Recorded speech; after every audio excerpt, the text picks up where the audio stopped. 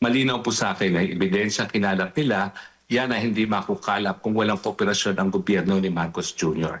Malinaw po sa akin na hindi makakaabot sa puntong ito kung hindi kinidnap ni Marcos Jr. ang Tatay Digong at pinadala sa dahig. At bukod pa dyan, sigurado po ako na yung gawain ng Huwad Committee kung saan marami silang pinaamin kay Tatay Digong ay ginawa nila para nga po magamit ang mga deklarasyon ni Tatay Digong laban sa kanya pagdating dyan sa ICC. Yan, attorney, kahapon nagkaroon ng confirmation of charges hearing. Unang araw po ng confirmation of charges hearing dito nga sa kaso ni dating Pangulong Rodrigo Roa Duterte. Ang nangyari, ang lumabas, 49 counts of murder, 78 counts ng attempted murder laban kay dating Presidente Duterte. Ano ho ba yung posisyon po ninyo dito, attorney?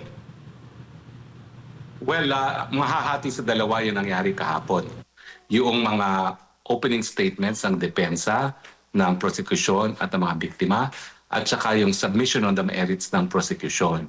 Now, ang kadahilanan naman kung bakit merong opening statements ay dahil ito ay isang confirmation of charges. No? Ito ang katumbas ng preliminary investigation natin dyan sa Pilipinas kung saan i-determine ng mga pre-trial chamber judges kung merong probable cause o substantial evidence para magpatuloy nga sa trial. So ito yung sinasabi ko na hindi makatarungan. Halos isang taon na nakakulong si Tatay Digong and yet hanggang ngayon wala pang preliminary, wala pang probable cause man lang. No? Ang naging basehan ng kanyang pagkakakulong ay yung napakababaw na threshold na ebidensya na good grounds lamang. So kanina narinig natin ang opening statements nga ng mga partido at nakita natin na kung anong papatunayan ng prosecution at ito nga ang krimen ng crime against humanity na sabi nila ay mahahati sa tatlo. No? Yung mga crimes against humanity na nangyari nung habang mayor pa si Tatay Digong sa Davao, involving the Davao Death Squads, 19 counts of murder.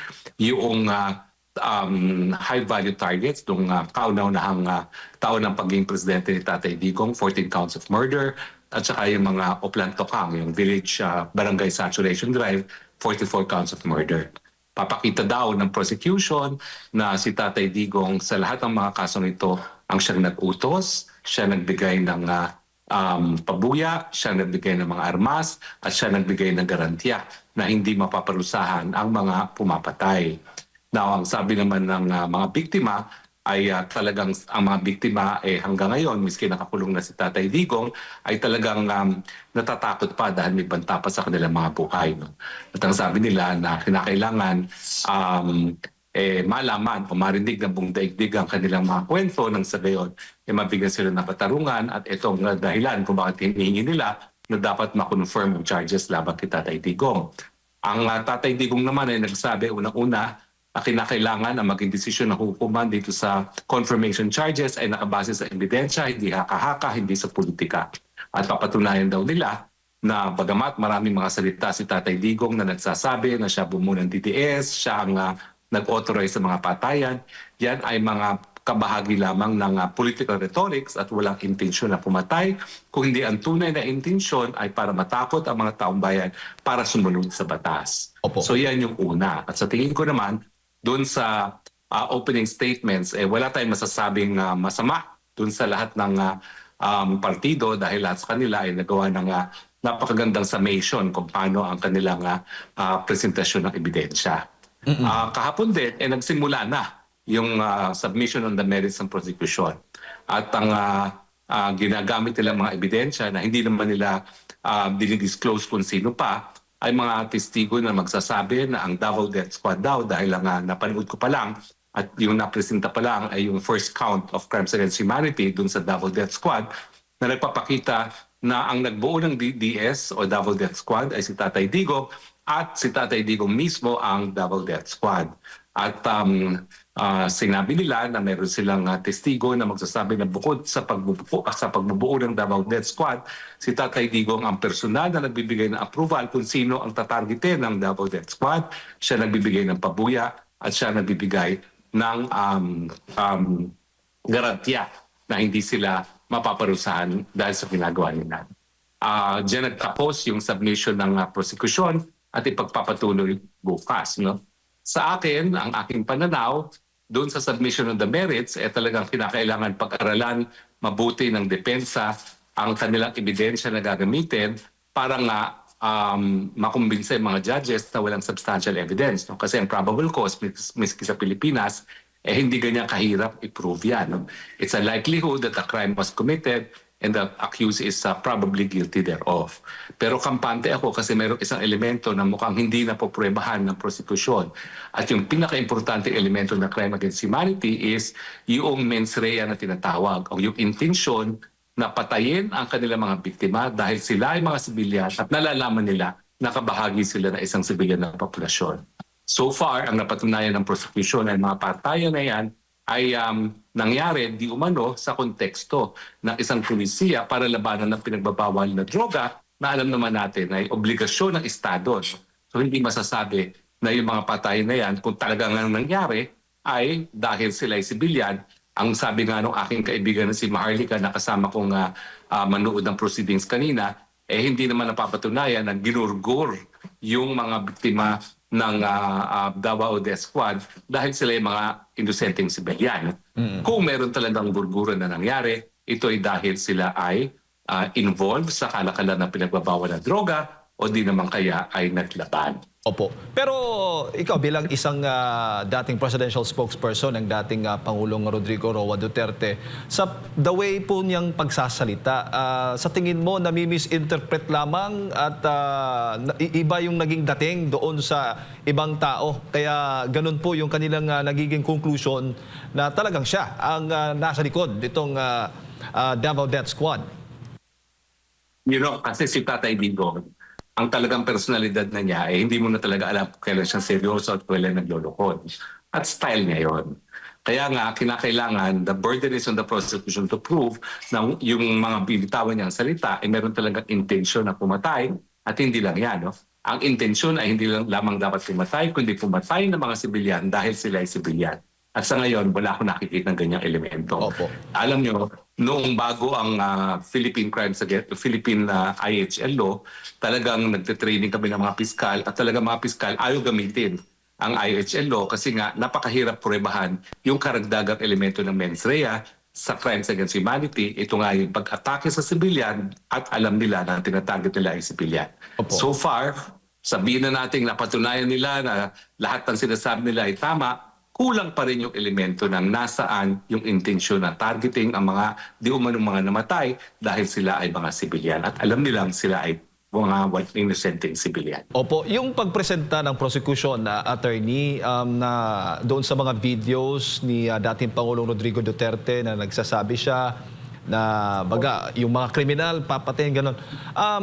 Sapat ho ba yun na baga ebidensya pa na umaamin yung isang inaakusahan po nila na nasa likod po ng patayan nga dito sa ating bansa? Well, unang-una, no, ito ay ano pa lang, no, confirmation of charges. Hindi pa tinatanggap ang mga ebidensya na yan. Tatanggapin lang yan dahil gusto nilang malaman kung merong sapat na ebidensya para magtuloy sa full-blown trial. Sa full-blown trial, magkakaroon ng bakbakan kung talagang matatanggap yung mga bagay-bagay na yan bilang ebidensya para pruebahan yung elements ng crimes against humanity. No? Pero sa akin, so far, no, dalawa yung basihan ng prosecution para gamitin yung mga deklarasyon ni Tatay Digong, yung declaration against interest at saka yung mga sinabi niya under oath sa parehong Senado at saka sa mababang kapulungan. Pero sa akin, hindi pa rin yan sapat. Dahil the burden of evidence and the burden of proof inasa prosecution pa rin para ipakita na ang intensyon talaga ng presidente nang binanggit niya yung mga salitang yan ay para pumatay, manarget ang sibilyan dahil sila ay mga sibilyan na sa ngayon po ay wala pa akong nakikita kahit anong indikasyon. At meron din ho ba kayo nakikitang bago doon sa presentasyon ng prosecution laban dito kay dating Pangulong Rodrigo Duterte? Well, nagulat ako na may access sila doon sa isang video kung saan pinapanood ni Tatay Digong di umano yung pagpatay ng ilang mga ng DDS members sa mga di umano ay nagtutulak na pinagbabawal na droga dyan sa Agdao Market. Ang naisip ko doon, kung totoo nga yung video na yan at darating naman ang panahon na pwedeng questionin ang authenticity niyan, sino naman kayang taksil sa kampo ni Tatay Digong na nagbigay ng ganyang mga videos, no? Dahil hindi naman para yan voluntaryo ibigay ng kampo ni Tatay Digong. Yan din ang nagpapatunay ng matinding kooperasyon ng Estado, no?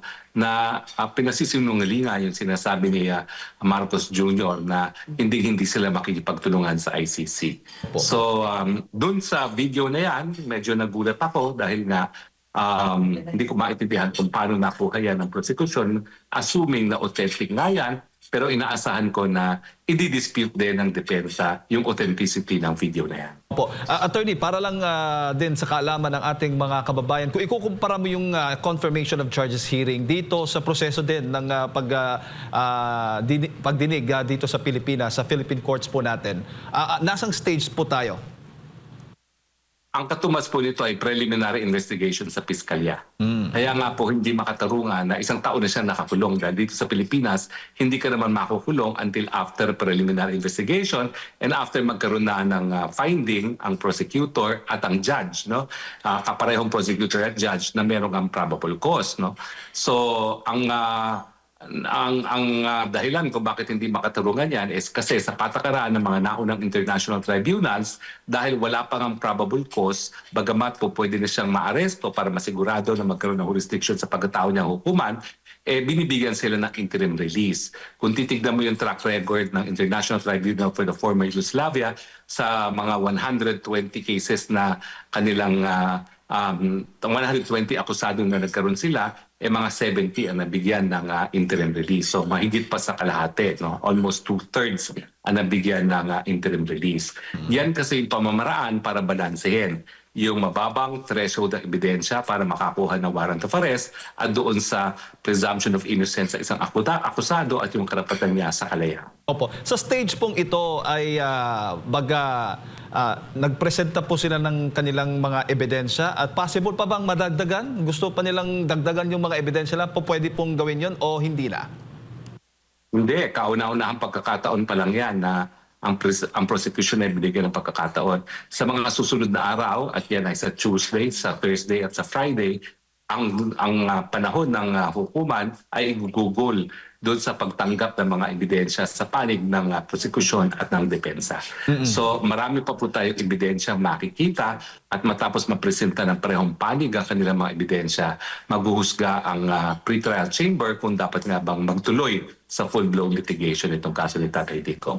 Opo, at pagdating doon sa mismong trial na, kung na-confirm na nga ang charges na ito, wala nang tatanggaping ibang ebidensya na. Doon lang sila nakasalalay o doon sa mga prinisenta lang sila magbabase o magdedepende, attorney? Hindi po, kasi hindi lahat ng ebidensya ay ipipresenta dito sa confirmation hearing. No? Sample evidence lang po para magkaroon ng basehan ng hukuman kung merong ang substantial evidence para magpatuloy. No? Doon sa trial on the merits, ipipresenta lahat ng ebidensya pero merong rule din sa ICC na bago pa pumunta sa full-blown trial, dapat dinisclose na ng prosecution at ng depensa ang lahat ng lahat ng ebidensya na hawak na nila. No?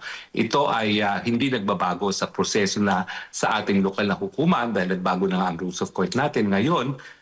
As early as pre-trial, kinakailangan ilabas na lahat ng ebidensya at pinagbabawal na ang pagdagdag ng mga ebidensya na alam ng mga partido already existed at the time of the pre-trial. Opo. So in that sense, yung paglabas ng ebidensya ay halos kapareho sa proseso ng ating mga hukuman dito sa Pilipinas.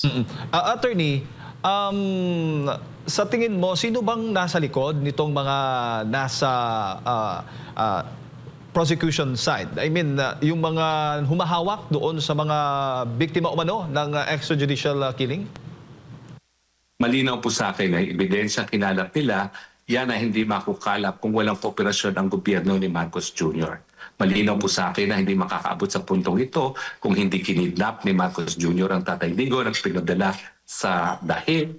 At bukod pa dyan, sigurado po ako na yung gawain ng Huwad Committee kung saan marami silang pinaamin kay Tatay Digong ay ginawa nila para nga po magamit ang mga deklarasyon ni Tatay Digong laban sa kanya pagdating dyan sa ICC. So sa tingin ko po, samantalang nagsasabi si Marcos Jr. na hindi siya makipagtulungan sa ICC, meron na po silang script para mabuo ang ebidensya lamang kay Tatay Digong at makulong nga dyan sa dahig na nangyari nga. Opo, itong Duterte Panagutin Network, may ideya ho ba kayo kung sino pong mga nasa likod po nito? Sigurado po ako na ang Duterte Panagutin, ang nasa likod niyan ay Marcos Jr. Pagkatapos kay Marcos Jr. na talagang kinikilala nila na pinakamalaking banta sa kanilang layunin na magkaroon ng Marcos 2.0 or Marcos Forever ay ang mga kaalyado nila, mga Dilawan, Pinklawan at mga komunistang CPP-NPA. Opo. Ayan, at sabi pa nga kahapon ni Attorney Butuyan, iginiit po niya na karamihan po sa mga biktima ng EJK ay mga breadwinner. Ayan po, Attorney, ng mga mahihirap na pamilya na umaasa sa arawang kita para sa kanilang pang-araw-araw na pangangailangan. Yung mismong background ng mga pamilya umano na biktima nitong EJK, Attorney, pwede ho ba yung matanong din, ma-check para makumpirma at talagang sila po yung mga biktima po nitong EJK? Yan po ay burden ng prosecution na patunayan. Each and every case of murder that they are arguing na kabahagi ng crimes against humanity. Well, sa tingin ko naman, may katunayan yung sinabi ni Atty. Butuyan na karamihan ng biktima ay mga breadwinners. Kaya nga lang, ang hanap buhay nila ay pangangalakal nga na pinagbabawal at droga. No? So sa tingin ko, hindi issue kung sila ay breadwinner, kundi issue ano bang ginagawa nila as breadwinners, dahilan kung bakit sila ay napaslang. Opo, naging sentro rin po ay yung diskusyon kahapon o kagabi, kanina, attorney, dyan po sa ICC, yung sinabi po ni Attorney Nicholas Kaufman. Hindi ko alam kung ano po yung mga power points doon na nakikita po ninyo. Pero isa po sa mga nag-viral, nag-trending is yung naging bagabatikos niya kay Pangulong Bongbong Marcos Jr. I-quote ko lamang, "For President Duterte, his word was his word, and the people knew it. For President Bongbong Marcos Jr., his word is for the wind, and the people will not forget it." Well, sa akin po, kulang pa nga yan. Dapat talaga, at ito'y isang hinanap ko kanina, dapat talaga inulit-ulit ng mga abogado ni Tatay Digong yung pawalan ng jurisdiction ng ICC sa pagkatao ni Tatay Digong dahil simula ang pre-trial matapos ang pangalawang taon na matapos tayo magbitiw sa ICC at yung pangingidnap dahil ito ay isang illegal na bagay ay isang paraan para nga mawalan ng jurisdiction ang hukuman. So ang hindi ko nakita kanina ay yung una nga, yung lack of jurisdiction dahil sa hindi na tayo miyembro nung humingi ng abiso sa pre-trial chamber ang prosecution at saka doon sa kidnapping na dapat talagang mawala ang jurisdiction ng hukuman. At syempre, dapat giniit na rin at diniin na itong kidnapping neto, ang nasa likod niyan ay si Marcos Jr. Yan, Attorney, good morning. Si Almar po ito at welcome back po dito sa programang Pulso ng Bayan. At dito po sa crimes against humanity, kasi sa batas po ng ICC, tinutukoy po ba specifically sa mga provisions ng ICC kung ilan ba yung bilang ng mga mapapatay bago sabihin na may paglabag sa crimes against humanity? Kasi ang sinasabi ng prosecution, libo-libo daw ang namatay or pinatay during nung nakaraang administrasyon ni former President Rodrigo Duterte. At yun nga, dito sa charges nga, attorney, dito sa count 1, murder as a crime against humanity in Davao City during the mayoral period, 19 victims between 2013 and June 2016. Dito sa count 2 naman, murder as a crime against humanity of high-value targets in locations across the Philippines during the presidential period, 14 victims between July 2016 and July 2017. Sa count 3 naman po, murder and attempted murder as crimes against humanity in barangay clearance operations in locations across the Philippines during the presidential period, 45 victims to 43 murders and 2 attempted murders between July 2016 and September 2018, attorney. Well, salamat sa katanungan. Sa ilalim ng Rome Statute, hindi kailangan pruwebahan ang pagiging widespread or pagiging systematic. pipili lang ng isa ang prosecution. Pero dito si Tatay Digong, parang pinupruebahan nila pareho na delikado yan. No? Again, nung ako'y nagtitrain ng mga piskal sa Pilipinas sa National IHL Law, ayaw talaga nilang magkaso ng crime against humanity dahil nga doon sa karagdagang elemento na kinakailangan yung tinarget ang biktima bilang mga inosenteng sibilyan. No? At ang isa pa sa mahirap dito sa IHL law na ito ay yung pagpapakita na kung anong ibig sabihin ng widespread. No? Kasi yung widespread, kaya naman naging crimes against humanity yan, yung naging karanasan ng mga Hudyo sa panahon ng pangalawang pandaigdigan digmaan sa kamay ng mga Nazi. No? Na kinakailangan milyon talaga ang naging biktima. Ngayon, dito sa kaso ni Tatay Digong, hindi ko alam kung talaga siya nagpoprueba ng systematic or widespread. Pero parang pareho nilang gustong patunayan at parehong supply. Kasi kung iniisip nila na yung widespread ay yung 19 plus 14 plus 43 deaths ay sapat na, I have news for them. No? Bagamat talaga namang wala dapat na pumapatay ng isang biktima na hindi napaparusahan, ang issue lang is kapag ganito ang dami ng biktima, hindi ba dapat lokal na hukuman lamang ang maglitis ng kaso na yan na nagawa naman namin no, doon sa Maguindanao Massacre case kung saan 58 counts of murder ay napatunayan namin nagkasala ang halos 100 individuals. No? So, sa tingin ko, hindi sapat yun sa elementong widespread. Kaya pinapatunayan din nila na yung Davao Death Squad ay binuo ni Tatay Digong, pinakita nila yung organizational structure, hindi umano na one and the same ang DDS at si Tatay Digong dahil yan naman yung pamamaraan nila para mapatunayan na ito ay kabahagi ng systematic policy. Again, ang kakulangan dyan ay hindi naman po yan kabahagi ng isang national policy. Hindi naman po yan naging kabahagi ng isang local government policy. Hindi naman po yan policy na atakihin ang inosenteng mga sibilyan dahil sila ay mga sibilyan na kinakailangan mapruebahan sa krimen ng crimes against humanity. Attorney, dito po kung widespread nga yung sinasabi nila, hindi po ba katakatakan na kapag nagpapatawag sila ng mga press con dito sa ating bansa, iilan lang po yung uma-attend? Well, in fact, sabi nila 30,000 ang naging biktima. Pero ang popruebahan lang nila is 19 plus 14 plus 43. Na napakalaki naman diferensya between 30,000 and yung number na 70 plus na mga deaths na sinasabi nila papatunayan nila. So sa akin talaga, tingin ko at this point, confused pa rin ang prosecution kung ang kanilang basihan for crimes against humanity ay widespread o di naman kaya systematic. At attorney, dito po sa sa statement, balikan ko lang yung nabanggit ni Jade kanina, yung statement ngayong paano i-deliver ng ating dating pangulo yung kanyang mga statement pagdating dito o yung trato niya pagdating sa mga kriminal. Maari po ba itong maging ebidensya or mailalatag ng defense attorney pagdating dito sa trial kung yung mga statement nga ng ating pangulo ay para lang sa kumbaga parang kung makikipag-deal ka sa mga kriminal, dapat maging hard din yung mga statement mo, attorney. Well, yan yung aking sinasabi na yan ang pinakamahirap na gawin sa crime against humanity. Yung mens rea, yung mental intent, kung bakit ka nagsalita. Ang dapat mong pakita bilang mens rea sa likod ng mga salita mo ay ikaw ay pumapatay ng mga inosenteng sibilyan na alam mong sila ay sibilyan.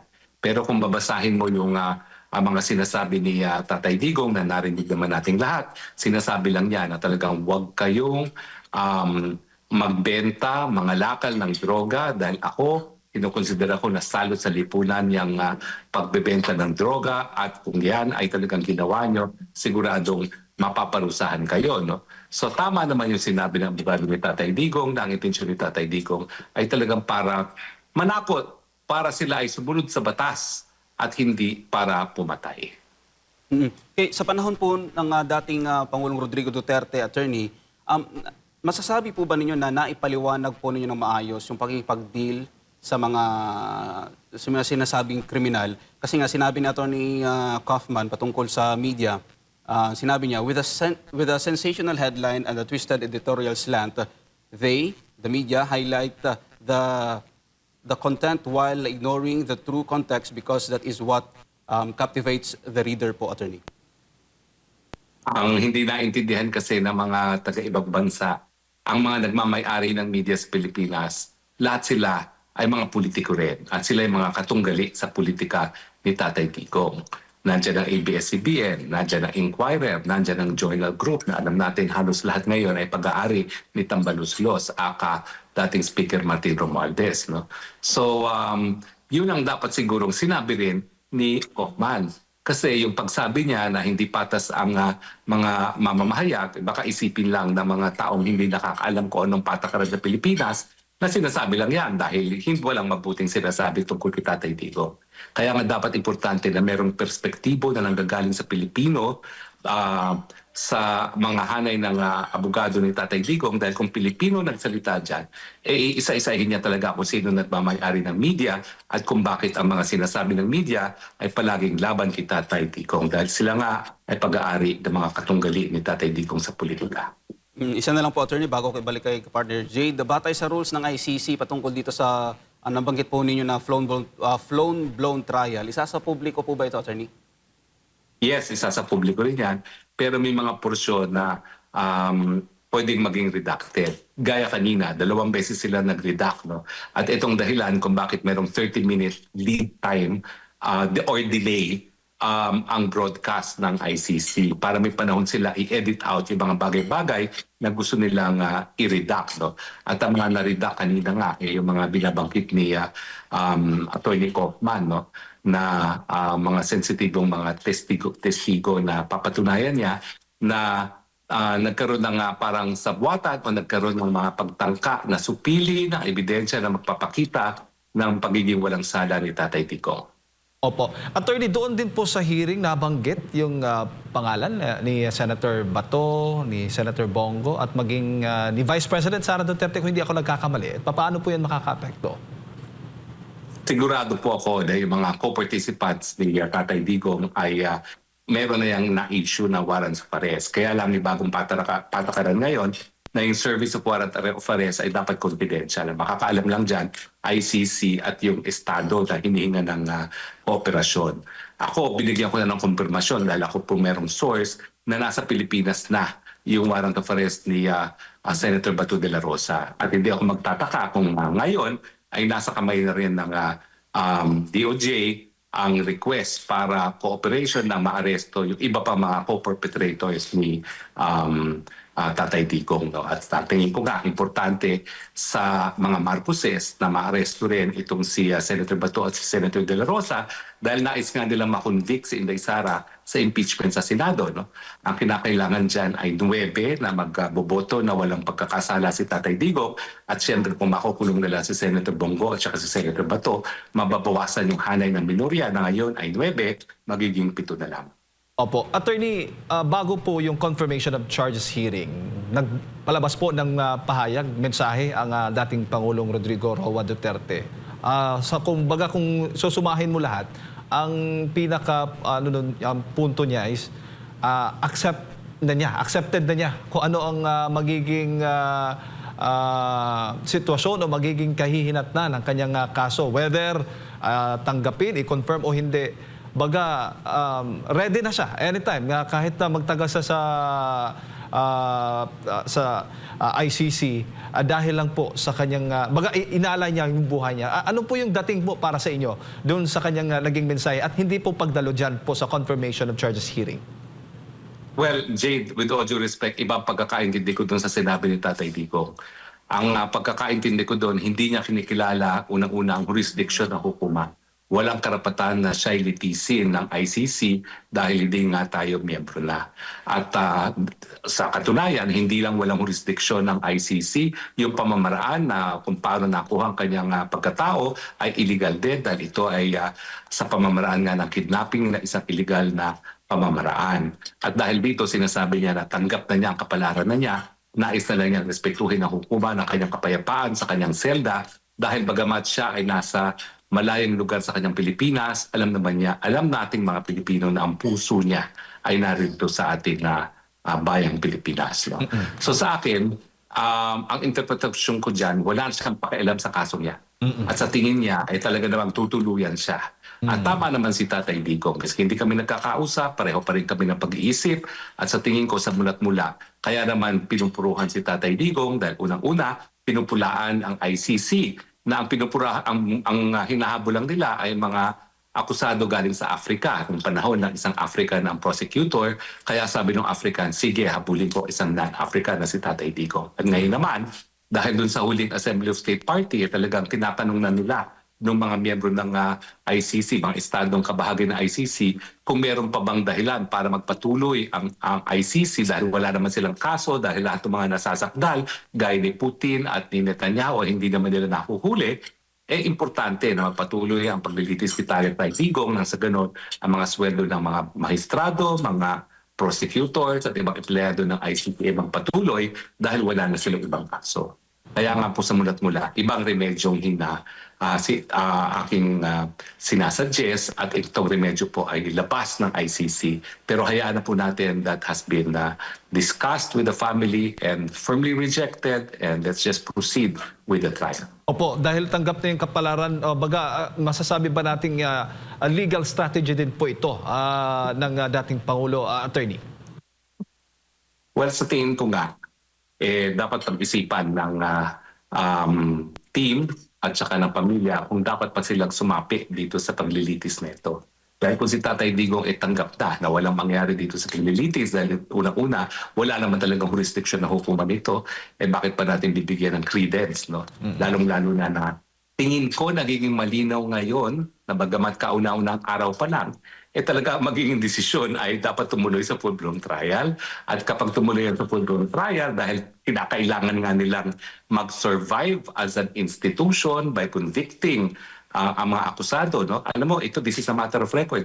Japan, as the biggest donor of the ICC, nagprotesta sa Assembly of State Parties na hindi sila masaya na as biggest donor, hindi nakaka-convict ang ICC.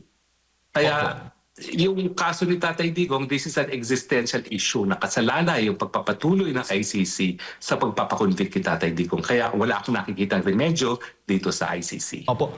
Linawin ko lang, Attorney, sa inyo po, para po sa inyo, mas magandang wag na lang mag-participate tulad po ng sinasabi po ng dating Pangulong Rodrigo Duterte. Dahil nga, tanggap na niya kapalaran. At the same time, alam na ninyo yung magiging direksyon po nitong kasong ito. Well, kung ako po ang tatanungin, pero wala naman nagtatanong sa akin. So, bakit ko pa bibigyan ng kumbaga semblance of legitimacy yung morong-morong trial na yan, no? Alam na naman natin ang kahihinan na yan. So sa akin, malinaw po na mayroong script na sinusunod at ang script po ay talagang hindi nila palalayain si Tatay Digong. Opo. So far ba, Attorney, wala bang kinonsulta na ho ba kayo ng pamilya Duterte kahit sino po sa kanila? Hindi po. At hindi naman po ako nag-offer. Tingin ko na pag-isipan na rin siguro nila yan at tinimbang nila na mas mabuti pa rin na garansyahan na ang mga karapatan ni Tatay Digong ay marespeto dahil malay mo baka mayroon pa rin suntok sa buwan dyan. At posible naman talaga may suntok na buwan dahil lahat naman tayo nananalangin na makauwi si Tatay Digong. At sa tingin ko naman yung panalangin na yan ay pwedeng maging resulta ay suntok sa buwan na mapalaya nga si Tatay Digong. Attorney, ang balikan ko lang yung sulat ni former President Rodrigo Duterte dito nga sa pag-waive niya sa pag-attend dito sa kanyang charges. Sinabi niya, I do not recognize the jurisdiction of the International Criminal Court over my person. I am a Filipino citizen forcibly pushed into a jet and renditioned to The Hague in the Netherlands in flagrant contravention of my country's constitution and of national sovereignty. My kidnapping was facilitated by the office of the incumbent president of the Philippines with a plane specially chartered for this purpose. Ano masasabi mo dito, Attorney? Yan nga yung sinasabi ko na para kay Tatay Digong, ano tawag doon? Kibit balikat na siya dyan sa ICC dahil alam niya sa mulat-mula, wala namang jurisdiction niya. No? At kaya lang siya nasa ICC ngayon sa Hague ay dahil kinidnap siya. So kaya hindi siya nagpa-participate. At sabi nga niya, hindi niya susubaybayan via teleconferencing facility ang pangyayari sa hukuman dahil wala na siyang pakialam dyan.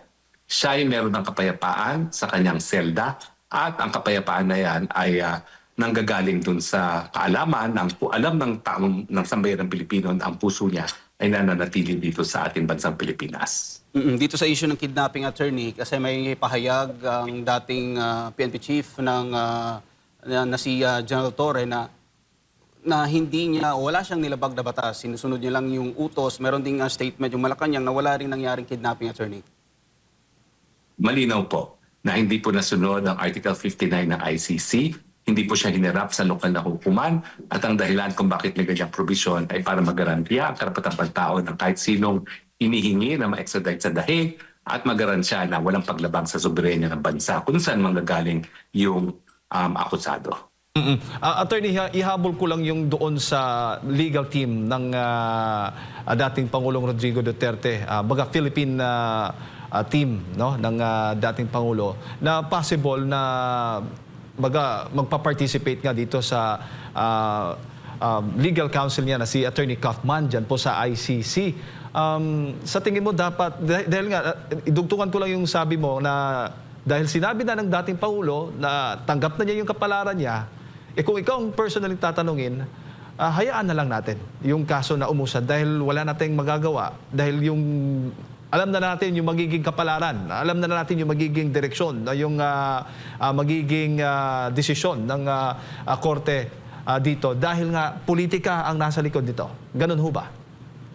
Well, ako'y consistent naman sa mula't-mula, wala akong inaasahang katarungan sa ICC.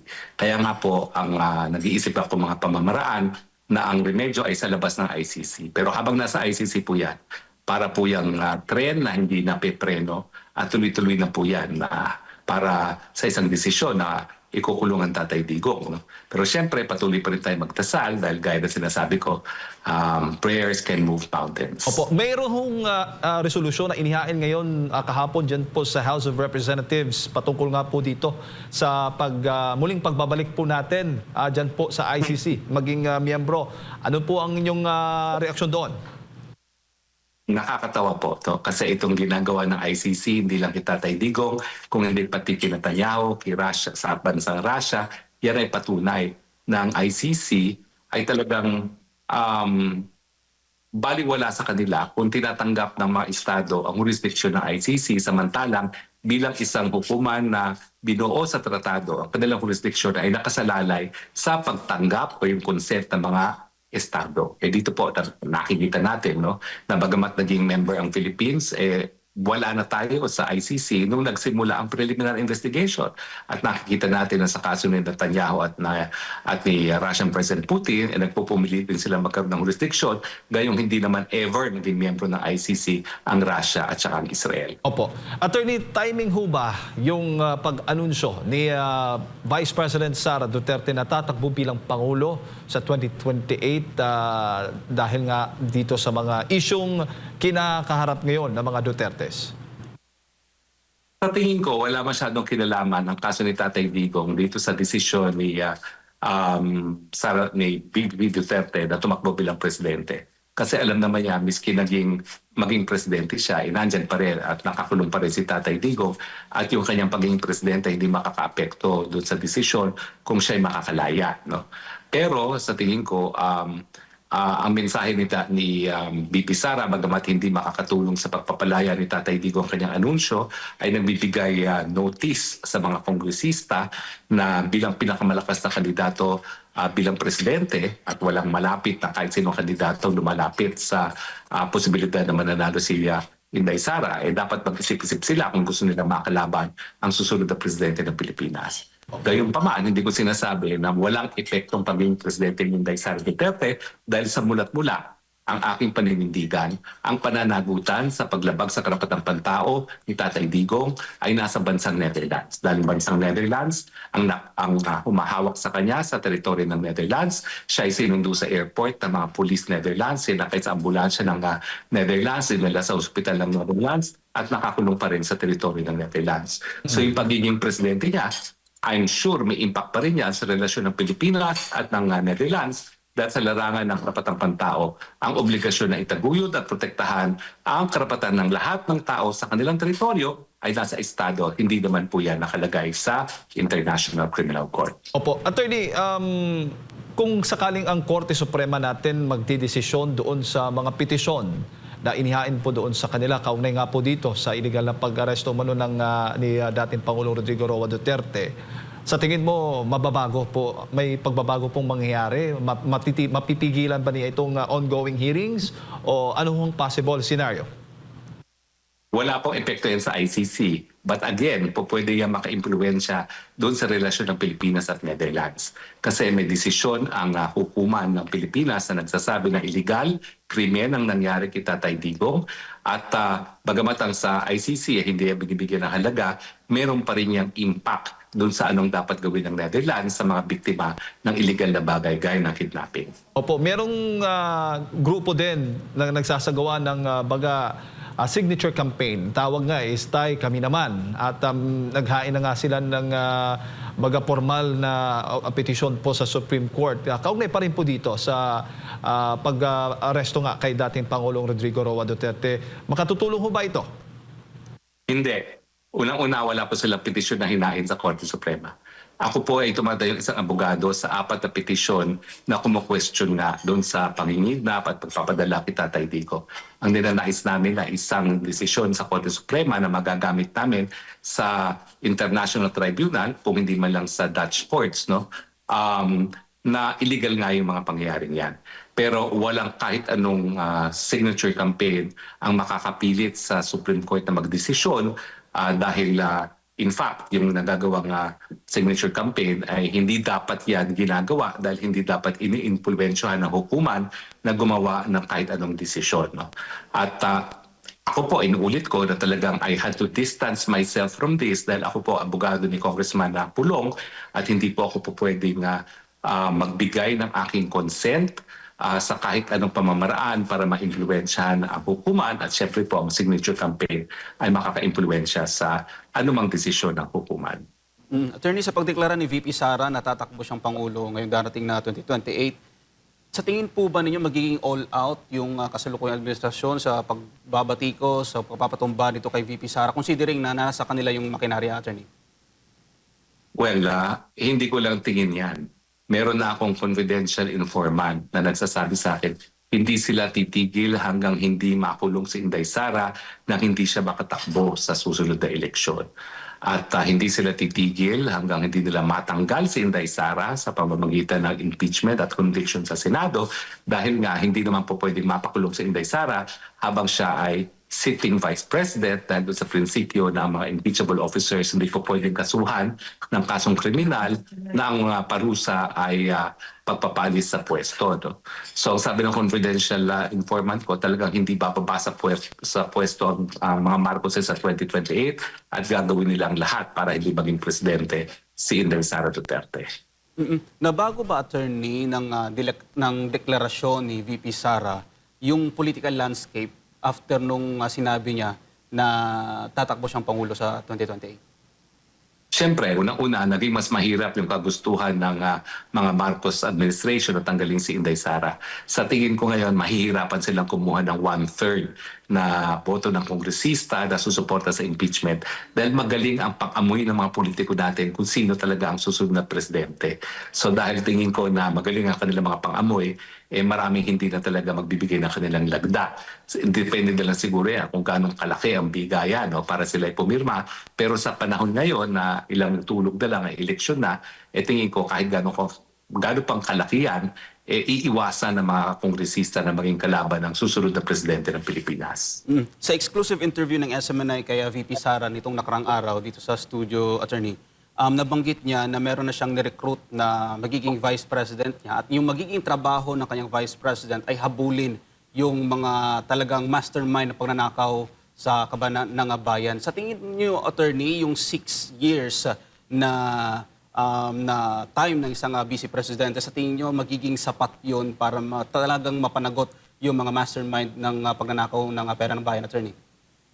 Tingin ko dahil straightforward naman nilang pagkakasala yung technical malversation na ginamit ang pondo para sa universal healthcare para gumawa ng mga infrastructure project, yung mga paglagda ng budget na merong fill in the blanks, lahat po yan ay napakadali namang patunayan at lahat po yan ay merong parusa na pinapataw ng pagkakakulong. Kung kayo ang tatanungin, Attorney, sino ang kanya magiging fit para maging vice president?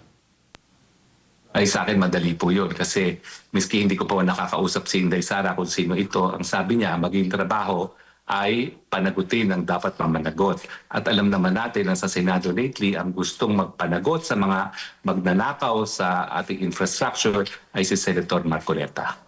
Bagamat may pahayag po siyang tumatanggi o baga pinapabulaanan po niya yung mga ganun na mga sinasabi na siya magiging Vice President. Pero sa ngayon, Attorney, ang pagkikita naman po ni President Bongbong Marcos Jr. at Mayor Leni Robredo, dating magkaaway sa politika, ngayon ay nagkitang muli dyan po sa Naga at kahapon doon sa Malacanang. Anong masasabi po ninyo?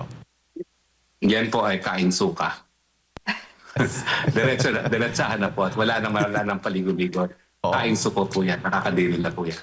Opo, opo. Pero sa tingin po ninyo, dahil po dito sa pagdideklara ng Vice President na tatakbo bilang Pangulo, ay ngayon yung oposisyon, yung mga kritiko ay talagang nagimbal, nabigla, nayanig po dito sa ginawang aksyon o hakbang ng Vice Presidente. Lahat po sila ikot sa puwet. Umiikot ang mga push niyan sa takot, no, na talaga maging presidente si Inday Sara Duterte. Ako naman, ang aking payo sa ating mga kababayan na sumusuporta sa mga Duterte, huwag tayong magpakumpiyansa. Ha? Dahil totoo po, hawak pa rin nila makinarya, hawak nila makina, hawak nila ang pantaon ng budget. So wag po tayong magpakumpiyansa na mangyayari gusto natin. No? It will be a very tough fight ahead of us. Opo. Pero generally, Attorney, kung makikita mo sa buong perspective picture, parang napapansin ng mga kababayan natin, puro Duterte na lang. Ang pinag-uusapan, binabanatan, lahat yata ng lahat yata ng nasa gobyerno ay lahat ay nakatutok at talagang binibira. Iniuugnay ko lamang po doon sa sinasabi po ninyong may all-out na attack o baga systematic attack ba ang dating po para sa inyo laban po dito kay Vice Presidente Sara Duterte? Tama ka dyan. I do not dispute what you said. I agree with what you said. Kaya lang idadagdag ko, hindi lang naman Duterte hinabon nila, pati si Harry Roque. Opo, Attorney.